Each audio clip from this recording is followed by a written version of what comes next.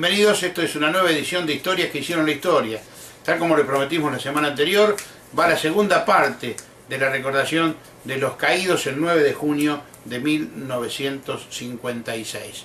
Esta segunda parte va a tener los testimonios de Jorge Ferraresi, el hijo de un hombre del sindicalismo, Alfredo Ferraresi, que el sindicato de farmacia ayudó a la resistencia y eso le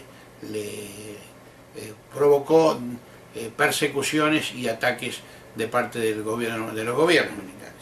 También la segunda parte de las palabras del doctor Juan José Musi, tenemos un testimonio de Horacio Valdés, un gremialista, de Daniel Gursi y de la hermana de Fermín Llanedet y la hija de Miguel Ángel Mourinho. Todo ello adicionado a la recordación que se llevó a cabo el domingo último en el cementerio de Quilmes, junto al mausoleo que recuerda a los caídos en esa infausta jornada. Quien les habla, Carlos Siniscalchi, les recuerda que ustedes pueden volver a ver este programa en www.productoraalas.com.ar, en youtube.com/alasproductores y en facebook/alasproductores. Vamos a los testimonios y al programa. Nos encontramos para el cierre.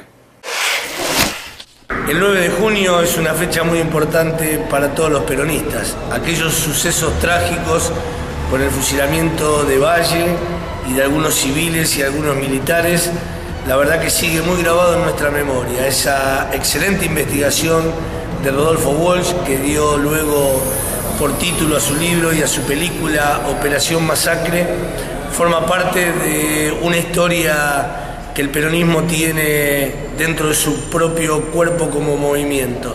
Los triunfos, las derrotas, la militancia, pero también el castigo al que fuimos sometidos durante mucho tiempo, militantes políticos, por parte de las fuerzas de la represión, de las fuerzas de la derecha. Ese acontecimiento del 56 marcó a toda una generación que cuando llega el Luchi Vuelve y el retorno de Perón puede disfrutar en la plaza ese 25 de marzo con el tío Cámpora y luego con el triunfo de Perón con el 62%. Hoy siguen vivos en nuestra memoria, los seguimos recordando en estos actos en el cementerio, con una comisión de homenaje que persistentemente ha mantenido la lucha por los caídos, con el compañero Arrondo a la cabeza y otros compañeros de Berazategui, Quilmes y Florencio Varela. Hoy están sus hijos, están sus nietos y para nosotros es una obligación rendirles el homenaje y tenerlos presentes todos los días en nuestra militancia. Bueno, con mucho cariño. Fue un gran militante. Bueno, ¿y qué vivencia tiene de la época en que vivió con él? Y mira, maravillosa. La verdad que él ha hecho mucho por la clase obrera. Era trabajador del siglo, por los derechos sociales.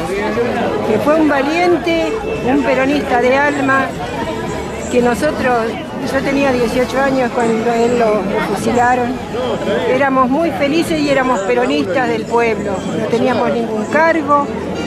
Él cuando cayó Perón, ahí defendimos a Perón. No eran todos peronistas, todos eran peronistas, después salieron todos los gorilas, ¿no? Bueno, el 9 de junio sintetiza una etapa de la Argentina de una crisis tremenda. Allá por septiembre del 55 golpearon al general Perón.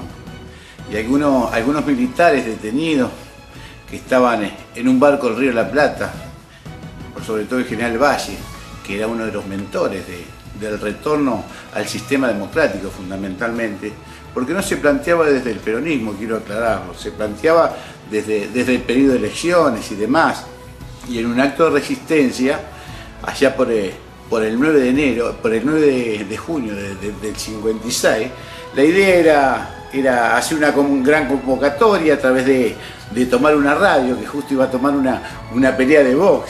Se peleaba Lauce con un chileno, Loaiza se llamaba el chileno.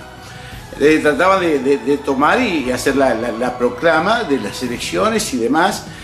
Bueno, pero todo esto era conocido por Aramburu y Rojas. O sea, ya había quien había traicionado y quien había avisado de que esto iba a ser de esta manera, que había muchos generales comprometidos. desde Cogono en La Plata, no sé, Irigoyen, que fue quien estaba al frente un poco de esta lucha de resistencia, y Valle, bueno, todos estos compañeros, a los que fueron detenidos apenas empezó la proclama. El 9 de junio, después de las 10 de la noche, cuando van a empezar en la radio, empiezan con esta proclama, bueno, los toman, los llevan presos, y bueno, empieza una orden de fusilamiento. Fusilan en esa noche a 2 compañeros y mandan a fusilar a 12 civiles de los basurales José León Suárez, porque en esta resurrección, en este acto de insurrección, había militantes que eran del peronismo, pero no era la resistencia peronista. Eran militantes peronistas sumados a parte del cuerpo de ejército. Y bueno, y esa noche mandaron a fusilar un tal Rodríguez, que era el comisario en San Martín. Intenta fusilar a 12 de ellos, de los cuales mueren 5 y 7 se escapan, por suerte. Pero bueno, son 72 horas muy difíciles para el país. El general Valle, que se esconde en la casa de Gabrieli, que creo que es padre, quien fue gobernador después de la provincia de Mendoza, se entrega para que se paren los fusilamientos, fundamentalmente porque se habían sacado decretos de urgencia entre Aramburu y Rojas para matar a todos los que habían provocado el hecho. Y bueno, y fue enjuiciado a través de un general muy antiperonista. Y bueno, y el día 12 de junio se entiende que lo fusilan al general Valle en la cárcel de Las Heras, de la calle Las Heras, aquí de la calle Las Heras, un poco dándole final a todo este acto que tuvo que ver con la grandeza de todos los que quisieron recuperar el sistema democrático, de todos los que quisieron de alguna manera apagar el llanto de septiembre del 55. Quiero comunicarte que este acto heroico y valiente de muchos militares y de muchos civiles, el general Perón, si bien le ha dolido el hecho, la muerte por sobre todas las cosas, él entendía que estratégicamente tampoco era lo más valedero, porque recién había venido el golpe en septiembre. Estamos hablando que de septiembre a junio era poco tiempo para la organización. Solamente entre la sangre y el tiempo, decía el general Perón, optamos por el tiempo. Y esto es muy importante para nosotros, siempre hay que reivindicar, pero también hay que reivindicar a nuestros muertos, si se quiere, porque lucharon por lo que todos queremos. Y renegar un poco contra estos generales que después, bueno, vos viste lo que pasó con Aramburu. Por algo debe ser. No estoy juzgando, no lo estoy juzgando yo, pero bueno, la historia determinó que sea de esta manera. Así que me parece que el acto el 9 de junio de 1956 tiene que quedar en la mente de todos los argentinos. Es un momento de reflexión muy importante. No sé si un antes y un después, porque viste que todos los decretos que sacaron en ese momento, que era para fusilar a nuestros compañeros, fueron derogados casi automáticamente después que pasa todo esto. Así que esto es lo que ha quedado de aquel momento, un momento tremendamente triste. Por suerte han quedado compañeros vivos que pudieron contar la historia, que se pudieron escribir libros a partir de esto, y que todo el mundo puede sacar conclusiones, pero que me parece que en el fondo fue un tremendo acto heroico de compañeros que pretendieron vivir en el sistema que vivían hasta el 55.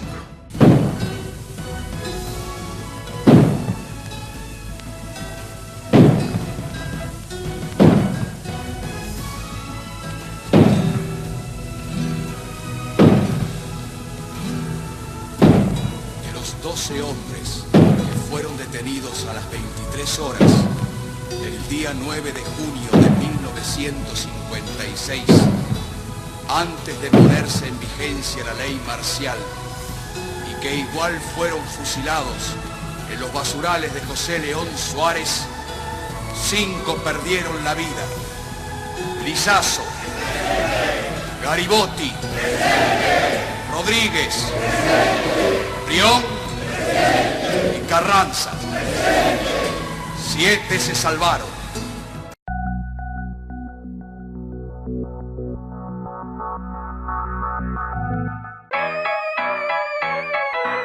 Ciudad de Mesina, una empresa que con trayectoria e innovación es líder en fabricación y distribución mayorista de artículos de limpieza, accesorios, riego, bazar y líneas de limpieza profesional e institucional. Desde siempre, las mejores escobas Mesina. Hoy, en nuestras líneas de escobillones, escobas plásticas y cepillería doméstica e industrial, Ciudad de Mesina se compromete con la ecología utilizando un 95% de materiales recuperados, manteniendo la calidad de siempre. Visite nuestro showroom con más de 2.000 productos en exposición, donde encontrará variedad, calidad y asesoría que usted necesita. SINA, Ciudad de Mesina. Comuníquese al 4254-2001. info@escomesina.com.ar. Madres de Plaza de Mayo 949, Quilmes.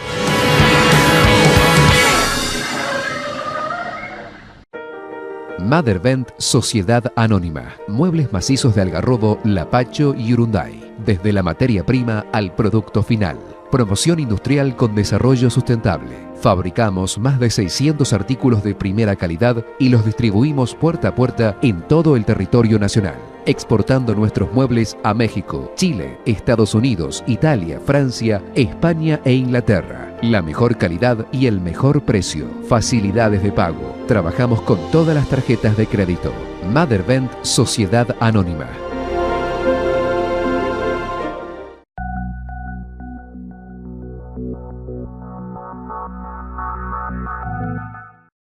Ingeniero Jorge Ferraresi, en un libro, uno de los hombres de la resistencia, quizá más conocido en Vallecadri, menciona reiteradamente a Alfredo Ferraresi como un hombre que luchó desde el sindicato de farmacia ayudando a los resistentes. Usted es hijo de eso, es lo que nosotros llamamos en este programa uno de los hijos de la resistencia. Cuéntenos lo que vivió. Sí, la verdad que mi viejo era un militante revolucionario y en ese tiempo épocas complejas, ¿no? La época de la resistencia fundamentalmente, y yo recuerdo, mi viejo jamás nos llevaba a una plaza, o sea, siempre era actos políticos, mismo llegar a la noche a cualquier hora de la madrugada y despertarnos a mí y a mi hermano, mandarnos a la pieza de mi abuelo, y en casa venía algún compañero que uno ni sabía quién era, o sea, todo ese tiempo, o mismo venía a veces a ver algún compañero que mi viejo había caído preso, estuvo preso en el 69 bastante tiempo también, siempre por acciones revolucionarias en aquel tiempo.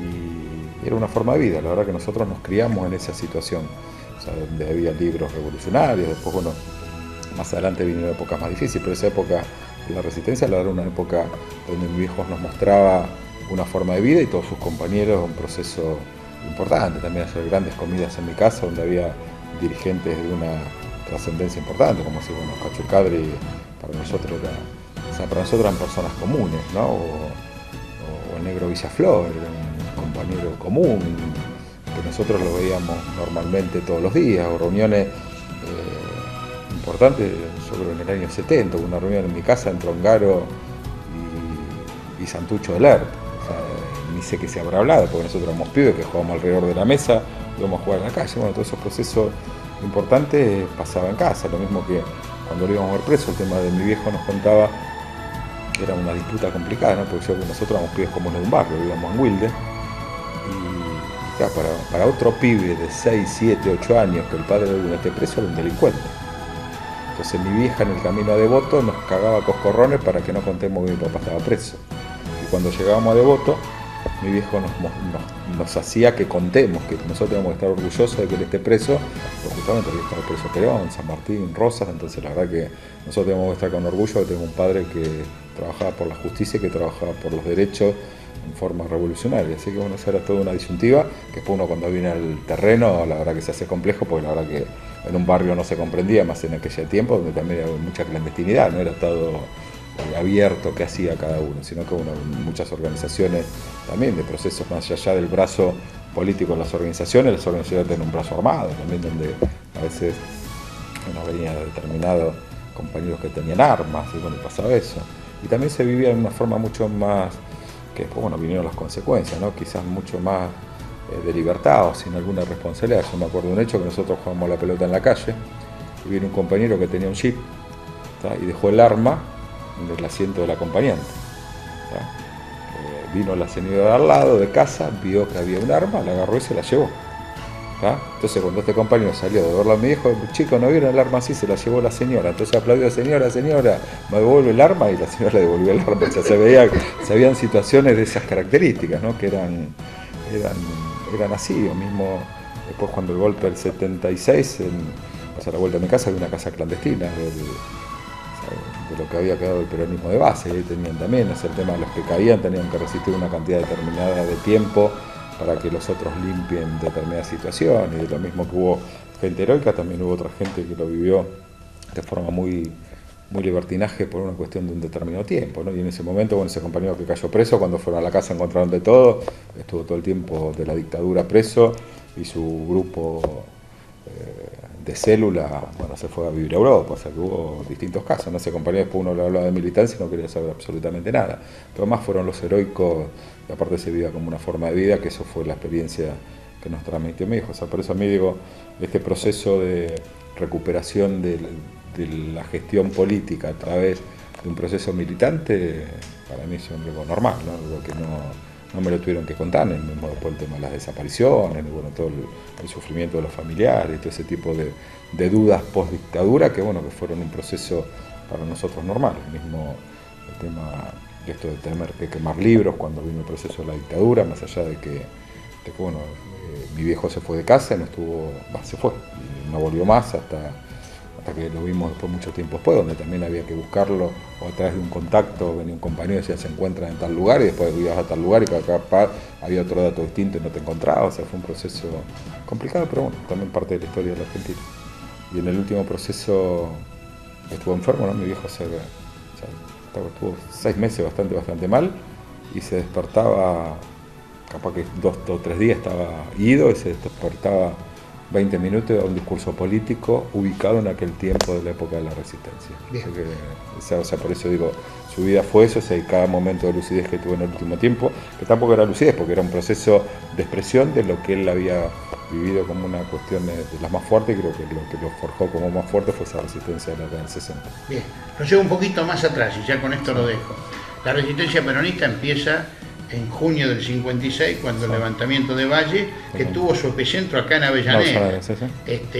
¿Usted qué recuerda? Bueno, usted no recuerda nada de eso porque no estaba, pero ¿le contaba algo su padre o alguno de su familia le contó algo de lo que pasó en esa época? Sí, mi viejo fundamentalmente. Aparte, mi viejo nos mostraba los lugares, justamente lo que es hoy la escuela técnica, desde ahí se había hecho la radio, y después conocimos al Negro Machado, que fue uno de los que había estado en ese proceso, compañeros que los pudimos ver en este tiempo, pero mi viejo siempre era llevarnos por cualquier lugar y mostrarnos que uno se da cuenta ahora que hubo una arquitectura peronista, ¿verdad? Porque los hospitales, las escuelas, los edificios públicos que nos decía esto lo hizo Perón, esto lo hizo Perón, por acá esto lo hizo Perón, esto lo hizo Perón, y era permanentemente, mostrarnos esa cuestión de aquel tiempo extraordinario, y después vivir con esperanza la vuelta de Perón, y haber ido a E6, y haber vivido todo ese tipo de cuestiones cuando nosotros teníamos 11, 12 años, pero siempre digo en actos políticos, haber sido parte.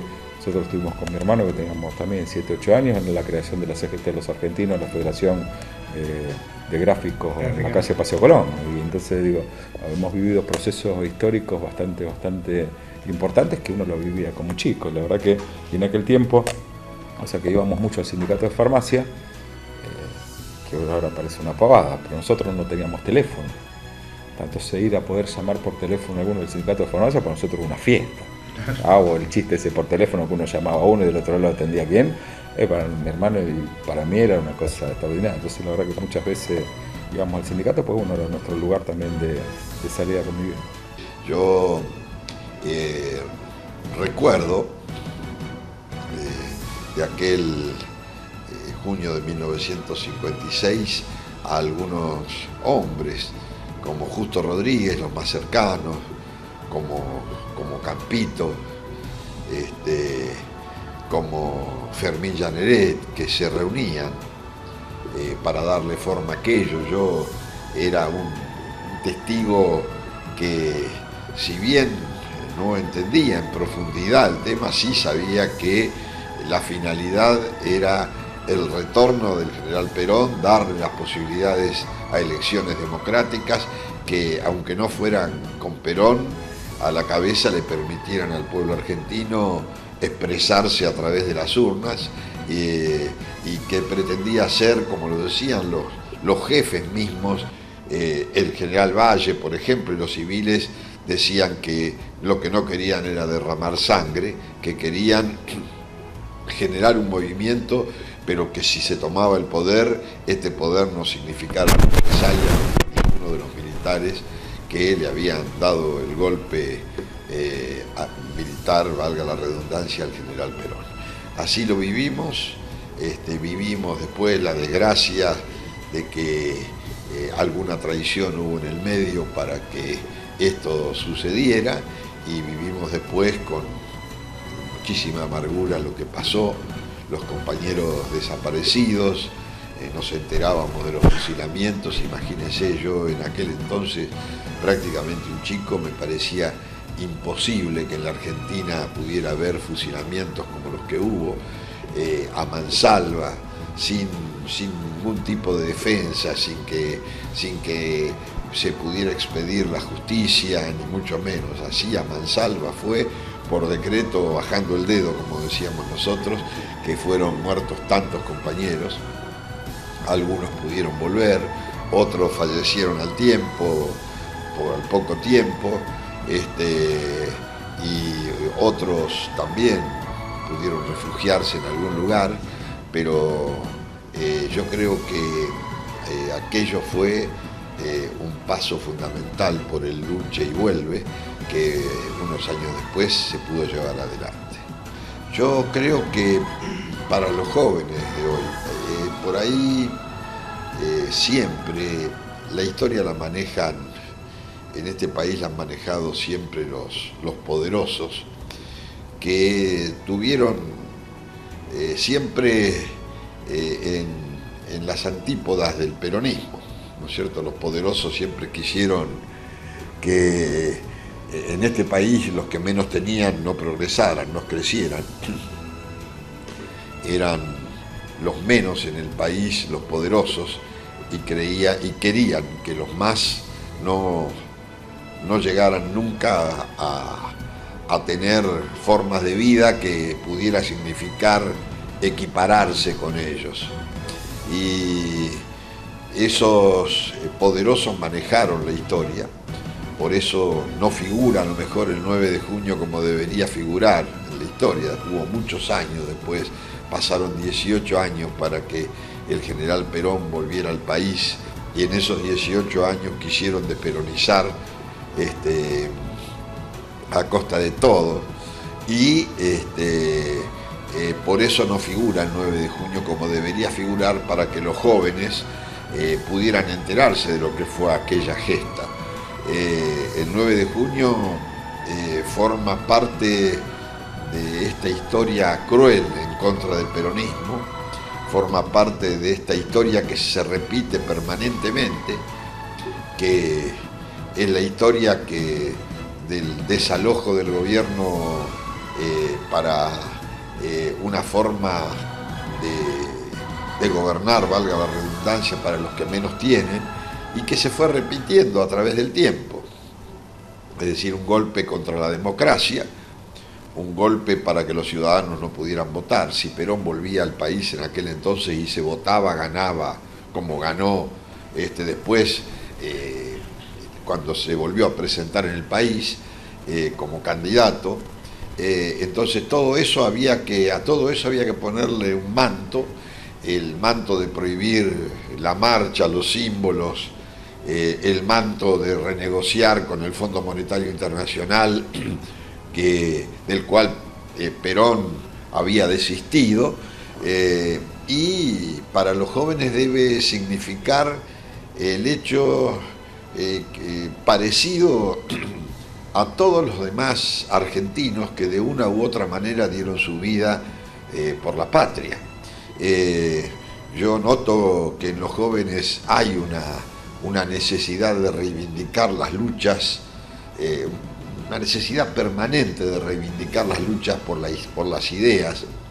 Está eso tan sano de los jóvenes, de pensar que las ideas son lo más importante, Y yo creo que esto debería ser un ejemplo para aquellos ciudadanos que emprendieron aquella epopeya del 9 de junio. Lo más importante era la idea, lo más importante era traer de nuevo al poder a quien reivindicó a los más humildes, y ahí está fundamentalmente la idea del peronismo.